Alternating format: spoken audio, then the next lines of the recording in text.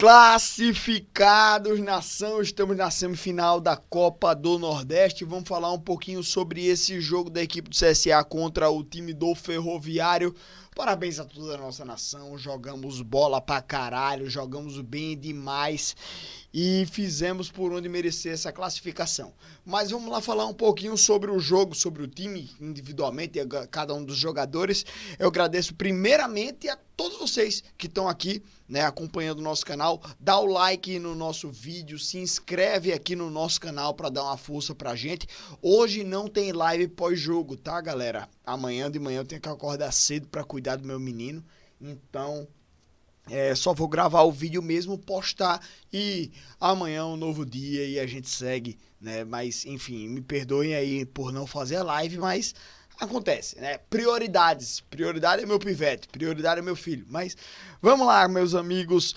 O time do CSA começou contra a equipe do Ferroviário um jogo bem parelho. O time do Ferroviário estava jogando bem ali até certo ponto, criava algumas alternativas, algumas oportunidades, criou até um pouquinho mais do que o CSA, mas a gente criou a primeira oportunidade de gol e criamos, né, a oportunidade de gol. O time do CSA teve 2 pênaltis e que um deles foi revisado pelo VAR. O segundo, né? E aí o primeiro não foi, o segundo foi revisado e o árbitro marcou o pênalti para a equipe do CSA. O Enzo foi lá, bateu bem e conseguiu fazer o 1-0. A gente teve ainda mais uma oportunidade, mais oportunidades na verdade, para fazer os gols, né? O time do CSA teve o Baianinho recebendo uma bola no contra-ataque, sozinho, ele bate mal, meio em cima do goleiro, né, nas costas da zaga, ele bate, o goleiro caindo pra cá, estica o braço, consegue tirar a bola, né, e o Baianinho, tipo, ele poderia ter tirado do goleiro, mas ele não conseguiu nem tirar do goleiro, nem cruzar, nem bater pro gol, né, então foi mal ali naquela finalização, mas o Thiago vinha só, né? O Thiago Marques vinha sozinho do lado dele, era só ele rolar pro lado que o Thiago poderia escolar pra dentro do gol. E aí ele perde esse lance num rebote, acho que foi o Cachoeira, pega a bola, bate de novo e o goleiro espalma e a bola acaba subindo. E a gente perde o contra-ataque, perde a oportunidade de abrir abrir mais ainda o placar, aumentar mais ainda o placar. Milagres do goleiro, mas também são gols perdidos. Lembrando aquele jogo do CSA contra o São Bernardo. Lembra que o Gabriel Félix opera um milagre, mas que eu falei, é um gol perdido. Se for pensar pelo lado do atacante, é um gol perdido. Pra gente, o goleiro foi maravilhoso, mas para o atacante é um gol perdido. Nesse caso, foi o inverso. Pra gente, foi gols perdidos. Foram gols perdidos, né? E aí a gente acaba conseguindo uma jogada pelo lado esquerdo com o Cachoeira, acho que era o Cachoeira, né? Ele, na jogada lá, consegue o bate e rebate lá dentro da área e ela sobra para o Thiago Marques, que faz o 2-0 e acaba se machucando. E o Thiago Marques se machucando, cara, entra o Igor Bahia que... Velho, vou cravar aqui agora, apesar de toda a ruindade, o Thiago Marques é um jogador meio grosso e tal, mas a bola chega pra ele, ele acaba cravando, pô. Ele faz os gols, ele consegue fazer gols, mas ele é muito melhor do que o Igor Bahia. Muito, 10 vezes melhor que o Igor Bahia, 20 vezes melhor do que o Igor Bahia. Puta merda, velho. Mas enfim... a gente com 2-0 ali já estava bem encaminhado, né? O Gabriel Félix, ele estava sendo exigido em alguns momentos no jogo, mas não precisava ser espetacular. Não era que o time do Ferroviário estava apertando em cima do CSA, não tava. Chegava uma vez ou outra, a zaga conseguia proteger bem, né? E aí as bolas que chegavam, os caras finalizavam e o goleiro precisava intervir, bolas aéreas também precisava intervir, mas ele estava bem no jogo. O Gabriel Félix estava bem na partida. A gente pede o Thiago Marques e o Islan machucados, entra o Igor Bahia e o Luiz Gustavo. E no final do primeiro tempo a gente acaba tomando um gol, né? Numa falha do goleiro que, na minha opinião, foi falta, né?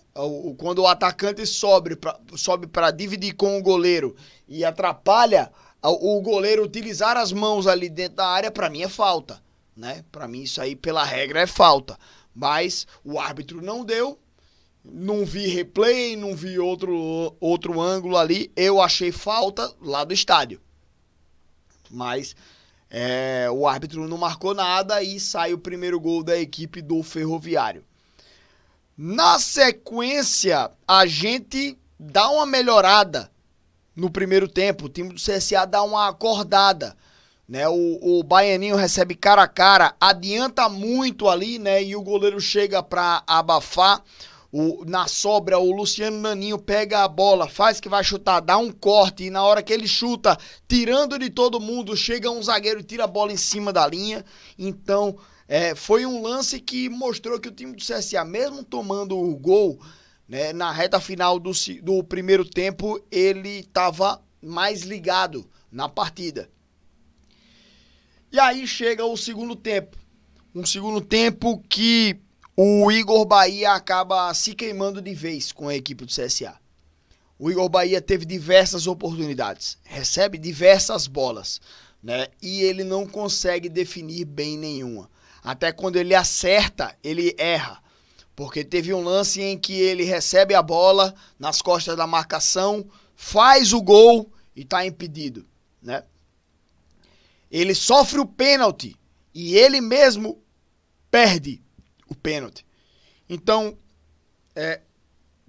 esse jogo agora acho que deu uma queimada grande no Igor Bahia.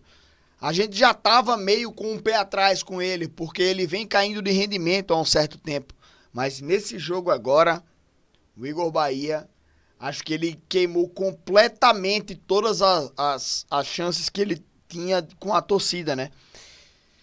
Eu até no jogo eu tinha falado, bicho, tudo que o Igor Bahia tentar fazer, ele vai ser vaiado. Aí quando a bola chegava perto dele, a galera já ensaiava uma vaia, tá ligado? Eu já sabia disso. E a partir de agora, acho que talvez ele não tenha toda essa pressão, porque o time do CSA está bem, tá ganhando, né? Tá na semifinal da Copa do Nordeste, tá no G8 da Série C. Então talvez ele ainda tenha ali uma margenzinha. Mas que desse jogo agora, bicho, ele traz uma impressão muito ruim pra gente. Muito ruim, muito mesmo, né? O Igor Bahia.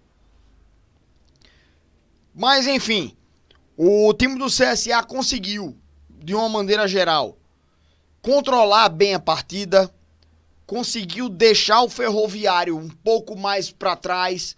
Em determinado momento do jogo, a gente tinha o controle da partida, né? Deixou o jogo morno, soube deixar o jogo morno, não deixou o Ferroviário gostar da partida.